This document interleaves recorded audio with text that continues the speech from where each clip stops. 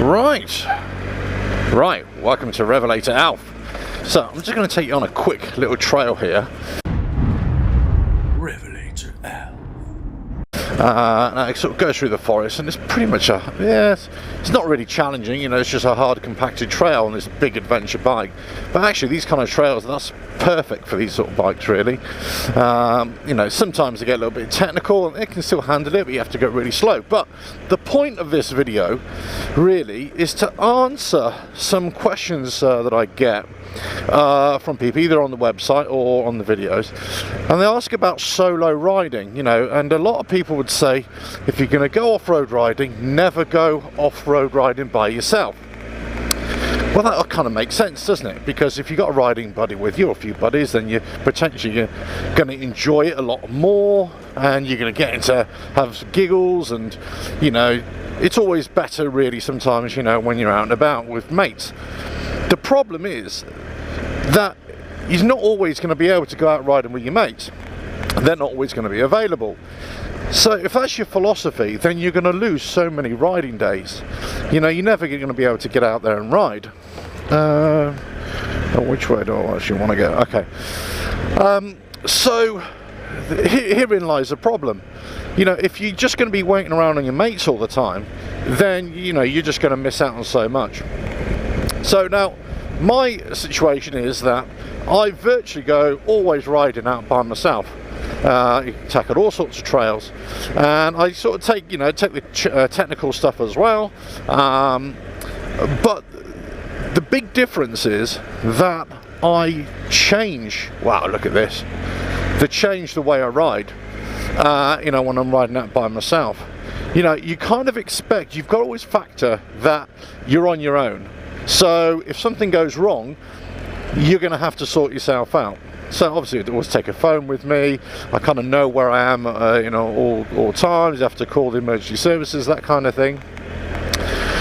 But the biggest thing that I do is that I ride relatively slowly. I ride a trail as in it's just a trail. You know, I'm not I'll go this way. I'm not, you know, looking for a speed. I'm not going racing or anything like that. So even if I did drop the bike, which you will do if you're going off-road, you know, you're really minimising the likelihood of, you know, hurting yourself.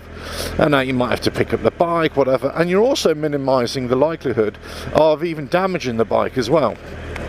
So you can take a few spares with you, which I've done, you know, which I do as well, and you know, a few other tools, bits and pieces.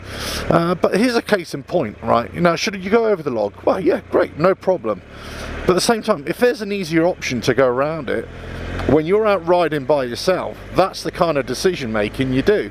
So for people to say you should never go off-road riding by yourself, I think you're going to miss out on too much. I think you really need to just change the way you're riding and just go out and enjoy it. Now you can hoon about, but just pick your moments.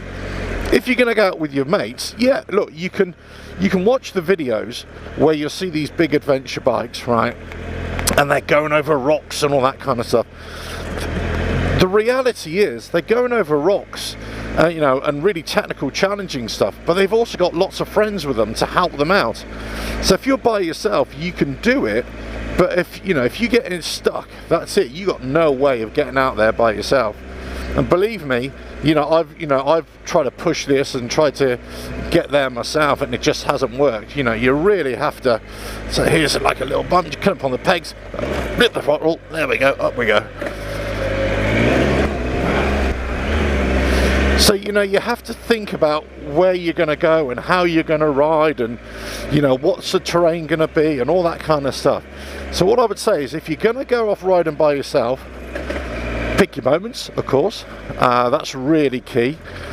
Pick the time of year which you're going to do it. Still in road mode here. Pick the, you know, times of year which you're going to do it.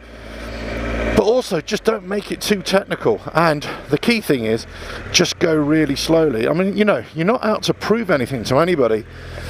You know, and got no problem with people putting in comments down there and saying, you know, you're riding like granddad.